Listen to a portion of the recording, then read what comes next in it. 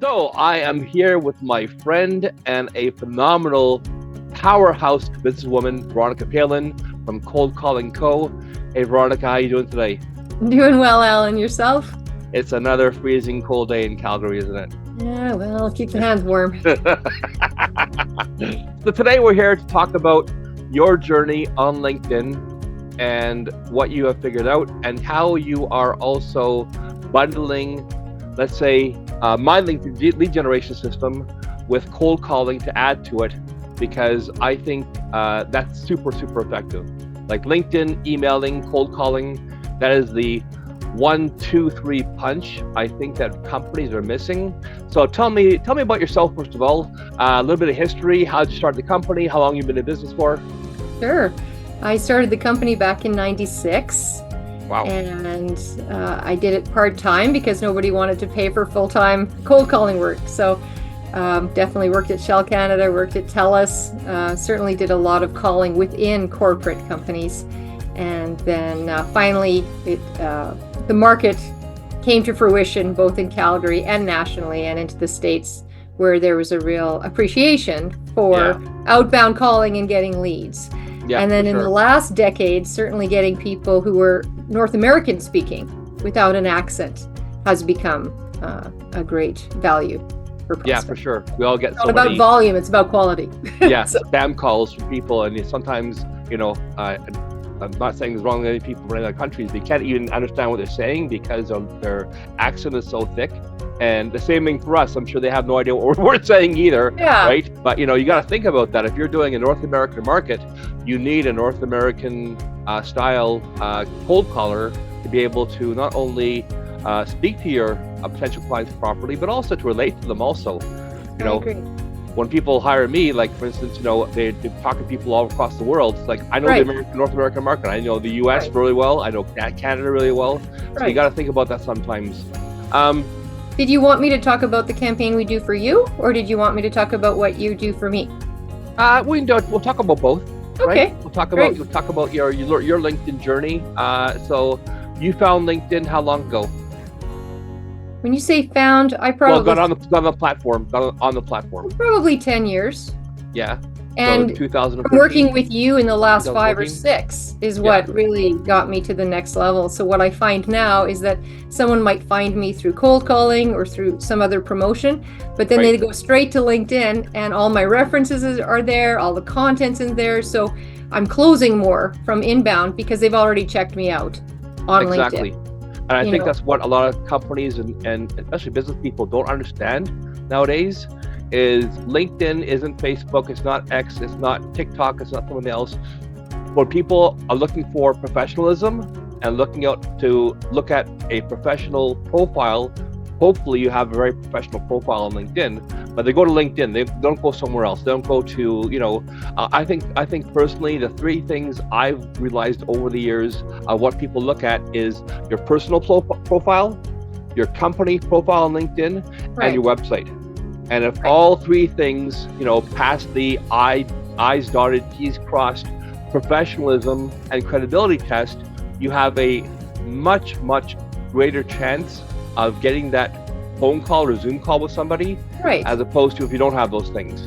And one of the things I like about your program is you do a lot of back-end work.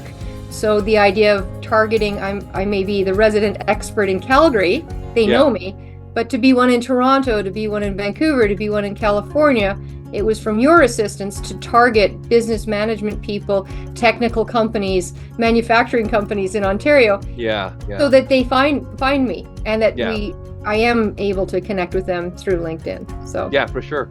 That's called LinkedIn SEO, but also making sure that you know or have some education on how to use the targeting filters, especially when you're using Sales Navigator.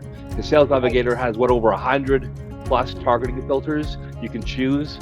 No other system out there has targeting by company revenue, company size. And sometimes those 2 factors are the most important factors, and you can't go that in Facebook at all, right? You can't do that on other platforms. No. But on LinkedIn, one of the things I like that both you and I have done, now you do it more regularly, monthly, and you encouraged me to do it, so I did it once, maybe twice, which was have an event. and invite people, right? Yeah. So out of my first event a few years ago that you encouraged me to do, thank you very much, got 400 attendees or 400 registered. Yeah. And from that, I've been able to keep in touch with them by sending videos to them directly, direct email, and had more responses. So the idea of doing more presentations with LinkedIn is very effective. Now on your end, you do the monthly. So the people who attend and cold calling, we call them and say, hey, you've come to our event. Let's do a one-on-one with Alan and see what more we can do for you with LinkedIn. Yeah. And that's you get the meetings, right? So it's a nice fit. I finally cracked the code on how to use the LinkedIn event system to get people to actually show up to your event, because we all know that if you have 100 people registered on LinkedIn, you're lucky sometimes to get a dozen people showing up. And there's a couple of tricks I've learned over the last 2 or 3 years, I would say, on how to get a much higher rate of people showing up, and also how to invite people. And then the thing that people don't realize is you have to start building your database on LinkedIn. When you do these events and these things, you have a much wider database to invite to your events in the first place. Right. And then slow and steady wins the race. Like this has been built over how many years now we've done it? Maybe 6 years, 5 years? 6 years. Steadily. Of doing the same thing, beating our heads against the wall, but then finally figuring it out and getting. And it's the same thing in my business. Yeah. We call again, we send an email so that they're branded, so they know that, why meet with Alan versus another expert or so-called expert for LinkedIn. Yeah. Right? Why you? So and I love what you do, as far as sometimes people are in the realm of, I don't know.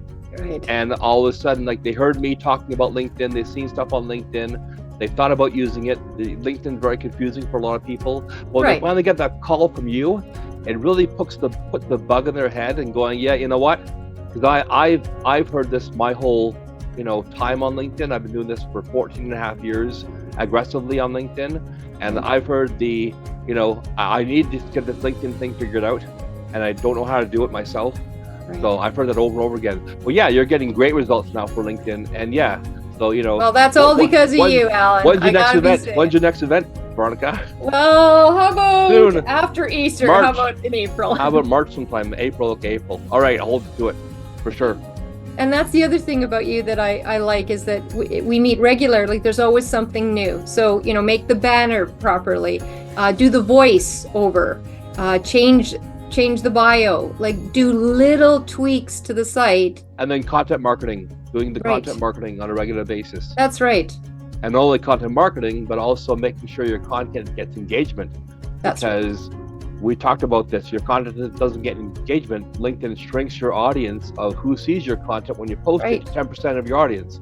Yes. If you have like 10,000 people, only 1,000 people are seeing it now, and then they got to be on LinkedIn at the same time, as opposed to 10,000 people seeing it. And then also the next thing that happens with LinkedIn is if your content gets a lot of engagement on a regular basis, they roll it out to their first connections and their second connections. Exactly.